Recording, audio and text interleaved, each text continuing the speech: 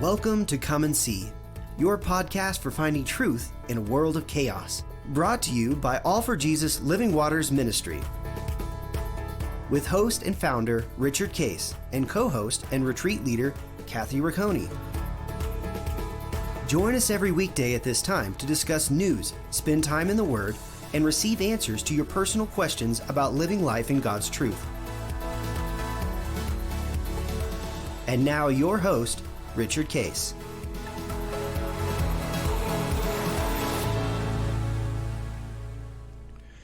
Well, good morning, Kathy. Happy Good morning. July the 3rd, which I believe is Monday, right? Monday the 3rd? And Yes, yeah. Monday the is that right? Yes, it is a Monday. Yeah. Monday the 3rd. Yeah. And Linda's birthday is July 2nd. What are your plans for that this year? We usually we're all together, our family's all together, and we celebrate our anniversary is June 13th, which has already, happened. Right. 53 years, by the way. Wow. So that yes, was, you know how I remember how many years y'all have been married? Because you were married the same year I was born. Oh, no. Yep. We were young. So. Then it's my birthday. Then it's Linda's birthday. Wait, when is your birthday? Hers is July 2nd? June 26th. June 26th. Oh, you realize yours is the same as my daughter-in-law's then. That's right. I think that's right. Yeah. And then Linda's July 2nd. And usually we're together. So this year, Joshua is off to be a counselor. He's actually counseling the counselors at Kanakuk Camp in Branson, Missouri. So he's off to do that. Aiden right now is on a mission trip to Poland. Really? So he's in charge of the sports. They're going to Poland to assist high schoolers. And they break up into different kind of functions. Like they've got, I think they've got certain topics and dance and drama, and he's in charge of sports. Okay. So he's going to lead that element of it, and they're to, teach them some things about that topic, sports, and do some things in sports. Only speak English to them, and the kids have to speak English back. Oh, wow. Is this through his school? Through his the school. Mission trip Yeah, through his through school? his high Very school. good. Yeah. And the people over there want the kids, the Polish kids, who kind of speak a little English to get better at English. It's a great opportunity for fluency, right? Yeah. Just being kind of immersed in it. Immersed in it Basically, with other it's an kids. immersion camp. Yeah. And then to share about the life of Jesus. Oh, that's so good. As they go through that. So he's on a mission trip. So he's gone. Peter and Shara are going, because the kids are gone, they're going to the Cayman Islands to go diving. Oh, good for them. And enjoy. We were there in the January. Yeah, back in January. And so we, they really they liked the Caymans, and they saw the stuff we did. What's and say, not to like, right? Yeah, hey, we're going to go there. So Linda and I are by ourselves. So we're going to Vail, Colorado. Oh, good for you. And we're going to do the 4th of July week up there in the mountains, which we love. And then she and I will celebrate our birthday and our anniversary and all this cool stuff. So. Oh, that's awesome. We're going to have fun. So we've been gone. We're going to share over the next several sessions what happened to us during this time. There's a lot of good stories to tell, right? Linda and I, with our family, went to Monaco to watch the Formula One, F1 races. So that was kind of fun. I got a cool story about that. Then we all went to Tuscany, where you and Dan were. Yeah. And we had an amazing time there, just being together in our retreat, but also visiting with John and Michelle Santaferraro, who are heading up our ministry over there. And then the property that they're working on, and we got to meet the owner of that property and the vision she had with it. It just there's story after story. It's incredible. And then other people that we met who are God is using to basically launch a big ministry in Europe. And then Linda and I went to Iceland and did a retreat for pastors as well as business guys. And I want to talk about that. Actually, I got pretty sick with food poisoning on the way over to Iceland, and I got a cool story about all that. So when we continue to talk about the supernatural, but and our topic is living the life of the supernatural. And when we're walking with God, life is supernatural. Day in, day out. Yeah, day in and day out, and things happen. And as we, first of all, begin to walk with Him, He will do supernatural things, particularly in life, which is kind of funny all by itself. You know, funny stuff happens and difficult things happen, adversity happens. And then it's unique to us that God keeps demonstrating, hey, do you see what I did? Do you see what I did?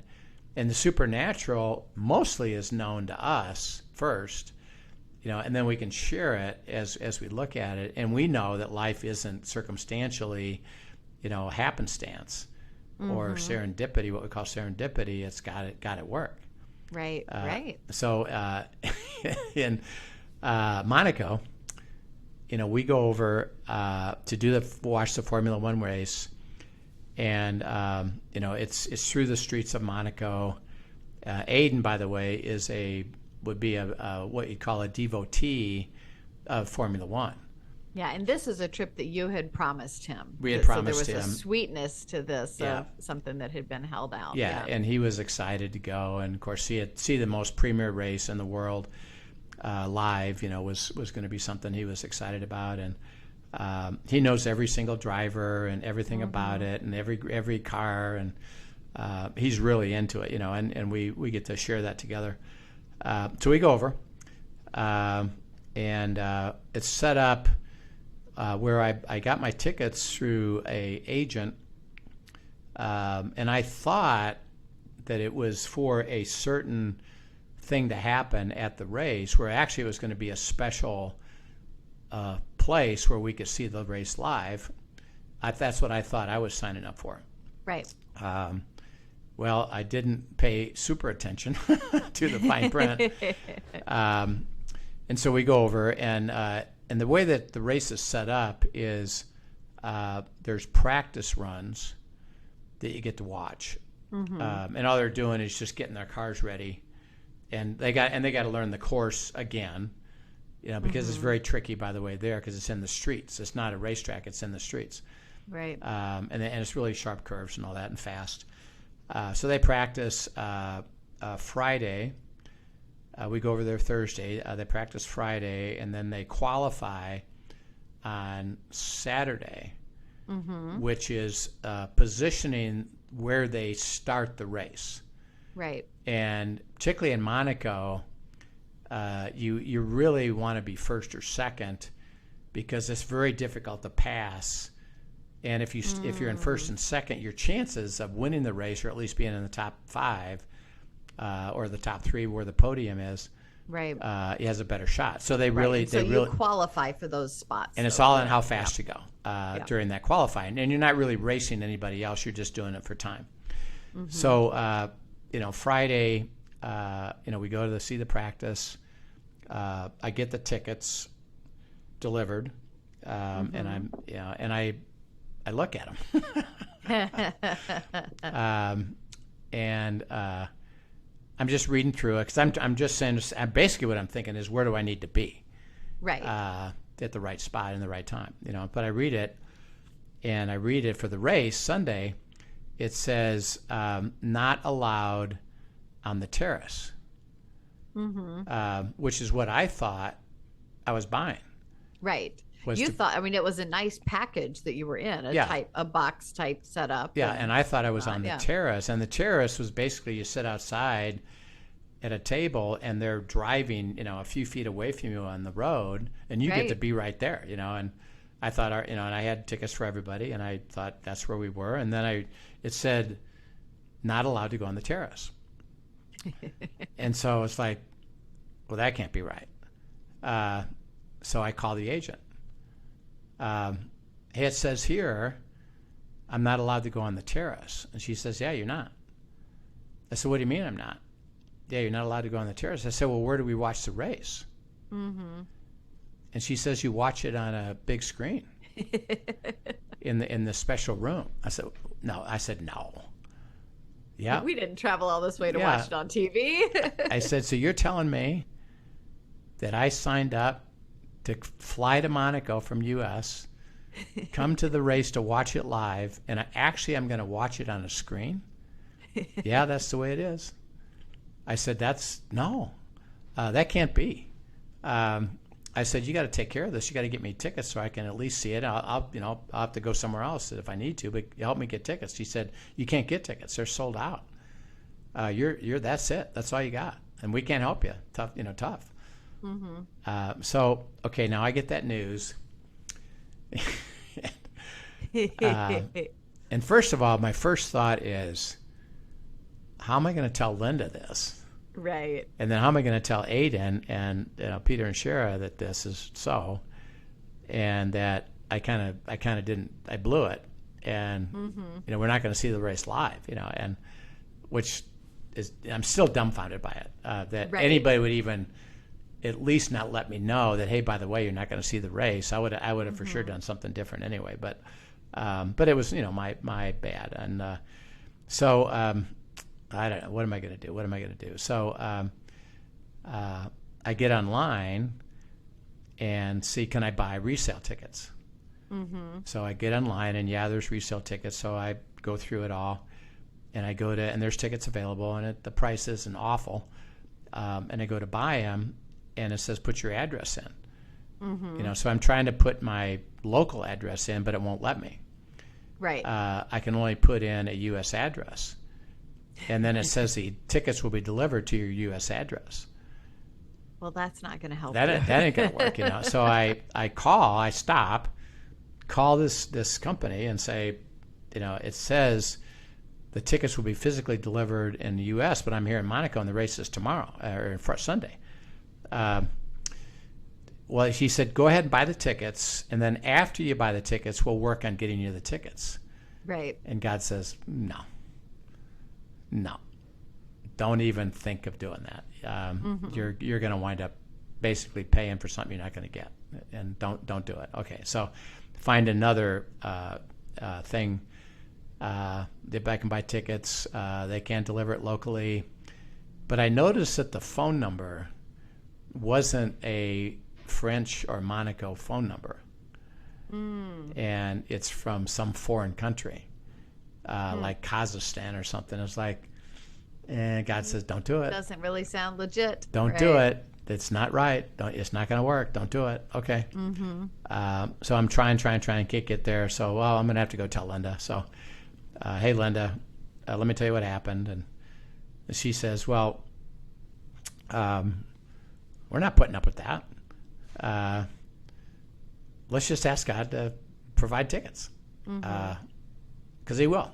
We're going to see that race. God, how are we going to do it? So we sat there. I'm going to pause you Yep. just to highlight in that moment for people that are listening, the beauty of God bringing you to a place of humility to go to your spouse with this, because that was not an easy thing to do in that moment. Yet you knew, and God's Spirit prompted you, go to Linda, because in this place, your spouse is your person. That's your gift. That's it. And the two of you seeking me together, this is a big deal. Yeah. So don't neglect that gift out of embarrassment or shame or guilt or anything else. Right. So I just think that's an important thing to highlight, because that's all of us face that in certain situations. Yeah. So anyway, and mostly, how am I going to share this with everybody else? Right. And she said, well, let's not accept that. I said, well, I've already looked for tickets. I can't find them. And she just says, well, why don't you go ask the concierge of this hotel we were at? And he was a very nice guy. And we'd already met him and already knew him. And he'd done a few things to help us with restaurants and stuff. So, okay. So I go there and I said, hey, I got a problem. Here's what's happened. And I need tickets to see the race live. And by the way, there's stands where we knew where the best seating would be to watch the race. I said, I would like to be in those stands if I could, and how many tickets do you want? I said, well, I said, we'd like 5, but if I can get 3 for Peter, Shara, and Aiden, I said, Linda and I, we can live with watching it and, kind of hearing it and, maybe going outside if we can see something. But I said it's more important for them, so 3, right, for sure. Okay. He says, I doubt it. I said, everything's sold out. I've tried a few times to get tickets for other people, and I can't get them. But let me see. I'll make a phone call. Mm-hmm. So calls me back an hour later, and he says, okay, I got him. He said, I got a friend who's a big shot here. He said he can get him. You got to pay for him right now. Mm-hmm. And then we'll get you to a place that you got to go find him. You can go get him tomorrow when you go to the qualifying race, and go pick him up. Right. And okay, so I get him. Gets me on the phone with this guy, with this company, give him the credit card and buy him. And they're pretty expensive. But Linda says, don't worry about it. Got to restore it to you. Don't worry about it. Okay, so my first thought is, boy, that's expensive. Right. And Linda said, what are you thinking about? Of course you're going to do that. And, okay, all right. The answer is yes. You will do it, Rich. Yeah, that's it. So then, then we told everybody what's going on. And so we go down the qualifying. And we're in these, first of all, we are in that place where our tickets there were in the stands where we wanted to be. Mm-hmm. And those were part of our package, So we're watching the qualifying. And I said, okay, Linda, I've got to go get the tickets. Mm-hmm. So I'm going to contact the concierge to give me the address so I can go get them. My phone dies. It just goes dead. Now, I had it charged. Great timing, right? But it goes dead. And evidently there was a flaw. Other people had experienced this too, is that there's a flaw in the iPhone that under certain conditions, it just goes dead. Okay, so it goes dead. I can't get a hold of this guy. So I said, Linda, let me have your phone. Now I don't have any information, so I've got to look up the internet, where the hotel is, get the phone number, make the phone call, get to the concierge, and then have him, he's going to text to Linda's phone the address. Mm-hmm. So he said, okay, yeah, I got it. I'll text it to you. Okay, so he texts me the address, and all it is the name and logo of this company, and it says it's at the end of this street. Doesn't have an address. It's at the end of this street. It's like, where's that? Mm-hmm. I don't know what that means, the end of the street. Where's the street, and where's the end of it, and so, Father, what am I going to pray? Father, what am I going to do? He says, start walking. Okay, so I got Linda's phone, and I just start walking. Mm-hmm. And I'm going in I guess it's that way, so I'm walking down. By the way, there's hundreds and hundreds of people, going back and forth on the sidewalks and stuff and the things. And so I'm walking, looking for the street. And as I'm walking, I see a person with the logo of that company. And I get in front of him and I said, stop. Because you had seen that logo on like an envelope or something, right? I saw it on the map. Yeah. I saw the logo. And I said, stop. I said, I need help. I need to go to your company and get tickets. And the guy says, he's in French. I don't speak English. And I kind of I said, I got to go with you, to your company, where the logo, that logo, I got to go there. He says, okay, so you need to go with me. And I kind of in broken English. Yep. Okay, follow me. So I walk with him. So we walk and walk and walk, get to a place, gives me to a woman that speaks English. And he says, this Ami needs some assistance. So, I said, I got to pick up tickets that your company has. Okay, what's your name? Give him my name. She goes on the computer. We don't have them. We don't have tickets for you. I said, yeah, you have them. No, I'm sorry, we don't. And but I tell you what, I'll call. There's the big bosses here of the whole company. I'll call him, and see if he can come and help us. So she calls him, tells him the situation. He says, okay, I'll be there in a few minutes. And he has to walk from a different place. And he comes like 5-10 minutes later, and I said, well, your company has my tickets and I got to pick them up, but we don't know where to pick them up. And he said, okay, what's your name? And he gets on his computer. He says, we don't have those tickets. He said, who actually arranged this for you? I said, well, the concierge at this hotel. Oh, that guy. Okay, get him on the phone. So I had Linda's phone. I already called him. So I got him on the phone. I said, hey, this guy from this company wants to talk to you. So here's the phone, and so, and they're talking in French, and you can, the hand signals and all this stuff. And he says, okay. He hangs up. He says, we do have your tickets. He says, the reason it's not showing up is, in essence, we don't have these tickets. He said, we're doing this as a favor for one of our friends who just can't make it tomorrow. And he gave me and our leadership say, if you can and get rid of these, go ahead. And so it just so happened that your concierge called when he said that to us.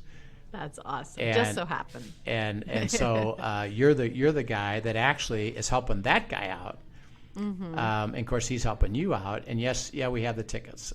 So he says to the guy that was that I originally saw on the street, who's standing there the whole time. He says, okay, you, and he knows he's a worker. He doesn't probably even know him. He says, you take this guy, me, and go get these tickets. And this is where they're at. Okay, got it. Okay, got it. And so he said, look, come with me. So we're going, and the streets of Monaco are blocked off, and it's not like a typical U.S. Grid where you're just walking down a street, turn left. You got to go this way and that way. And this guy is walking through restaurants. And walking through stores and getting through everything to get me to this place. And we finally get there, and this lady is there, and she's got the logo on, and she's sitting at a little kiosk. Evidently other people are getting tickets that they already have registered. And she says, are you Mr. Case? Yeah, here's your tickets. That's awesome. And we got them. That's awesome. And they were fantastic things, and so, God's supernatural work was every step of the way. And step by step. And step by step, and particularly actually getting the tickets. That whole thing was supernatural. Like the actual process. Of that God guy and that alerting you to the symbol and seeing it on the guy's shirt, and then him taking all of that is the supernatural, right? So, Aiden and them got to see the fantastic race. We did get to see the qualifying, which, by the way, because of the way it worked, was what they said, and they came on in the public announcement after the qualifying, that it was the most amazing qualifying race in 30 years of the race, because of how it worked out at the very end, for the guy who did it. So the next day we go to the race, and we all have lunch together in this spot where we're going to watch it. And then, Peter and them, they take off, go to the stands, and we're on this place where we're going to watch it on the screen, but we're next to the terrace, right? That we can't go on, right? So I try to go out there, of course, and see if I can get out there. And this lady stops me, because you have a certain badge, right? And she says, "No, you can't come out here." Okay. You needed a Lucy Ricardo distraction. I did, yes. So we're just sitting there, and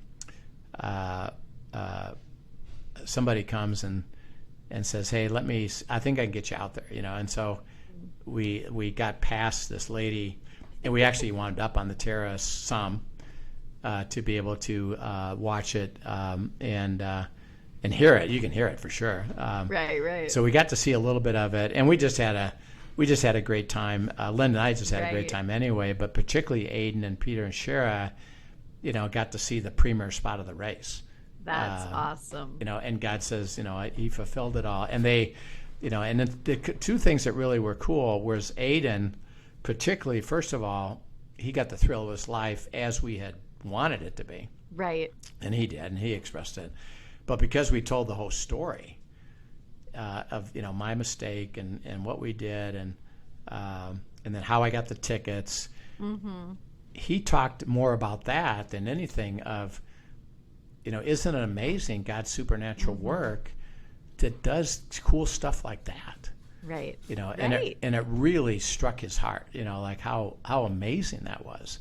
And to be able to follow God every step of the way for God to fulfill, what he had in mind, and to give him, what we call the covenant life, the blessed life, right. Supernaturally. And so it truly was remarkable. Yeah. What I love about what you just said with Aiden too is how beautiful. I mean, that has been a desire of his heart forever to go do such a thing. And so such a sweet gift to begin with. But God didn't, you talk about God could have just given him that. Yeah. He could have just given him that, but he didn't. He went far and beyond that to show him the supernatural in the middle of it. And what impressed Aiden most was the adventure with God. Yeah. He loved the delight of having the desire of his heart, but the adventure with God and seeing God work in the supernatural, that will be an impression that stays with him forevermore, and a story that he will tell that speaks of God's goodness. Yeah, yeah. And the beauty of that is amazing, and that, and we understand as we look at God's supernatural, and God demonstrating that to us is that. This is how I glorify myself, God speaking, to demonstrate my heart, my ability, my desire to deliver things that only I can deliver. And if you read it, there's one verse we'd like to look at there, Kathy, would be Mark 9:38-41. Sure. That talks about, we're going to talk more about this over the next sessions about glorifying God, but Mark 9:38-41. Sure. Now John answered him, saying, Teacher, we saw someone who does not follow us casting out demons in your name, and we forbade him because he does not follow us. But Jesus said, Do not forbid him, for no one who works a miracle in my name can soon afterwards speak evil of me. For he who is not against us is on our side. For whoever gives you a cup of water to drink in my name, because you belong to Christ, assuredly I say to you, he will by no means lose his reward. Yeah. That he says that it's for the God's glory to express himself through us. That it's not about the miracle itself. So he said, don't, even to his disciples, he's saying, because you're getting caught up in, well, who's doing what and how they doing it and are they doing it correctly and all that stuff. He said, look, that's not the important thing here. It's I'm at work. And whoever experiences that and has a heart to experience that and fulfills that by letting me live my life in that is gonna let me be glorified, which shows my heart for that. And that's what we got to experience is that we took an adversity and took a this ought to be interesting and what's going to happen here. And of course, your mind always goes to. Yeah, you really, got a problem, and it could be negative, but again, it's like, well, Father, what are you going to say about this? Well, let me show you what I'm going to do about this, and all I need you to do, Rich, is just walk with me, literally step by step by step, right, and take the steps down the sidewalk. Yeah, and literally, he had you physically walking step by step. Start walking, and. But it was all to glorify him. And as I'm expressing this story, see, none of us, and particularly me, I can't take credit for any of it because there's nothing I did. There's nothing I did.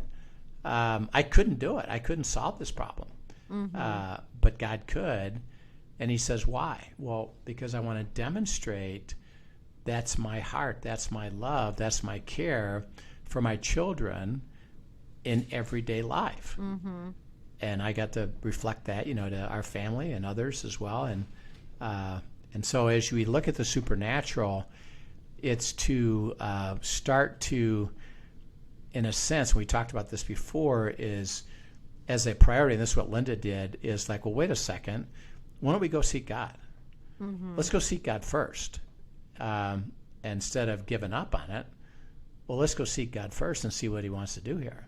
And then, by the way, God says, I want to do something. I want to show you. And I want to demonstrate it in real life for the purpose of his glory, and we give him all the glory. So we'll talk more about this as we go down these other sessions here about God's glory and about the beauty of God's glory. So we'll excellent. Thanks for sharing that. Such a great story to share. And if today's session brought up any questions for you, be sure to send them in to us at questions@afjministry.com. We'd love to talk about it. But we have lots of fun supernatural stories to share over the next several sessions, I'm sure. So tune in next time, and hope you have a wonderful day. Yep. And thank you, Father, for all you did for us and for demonstrating your glory is in all of this. We thank you in Christ's name. Amen. Amen. All right. We'll see you soon. See you next time. Thank you for joining us for today's episode of Come and See, your podcast for truth in a world of chaos. Brought to you by All for Jesus Living Waters Ministry. Send us your questions and comments, and tune in tomorrow for more answers to your personal questions about living life in God's truth. Remember, God's will is best and none better. His truth brings peace in this world of chaos.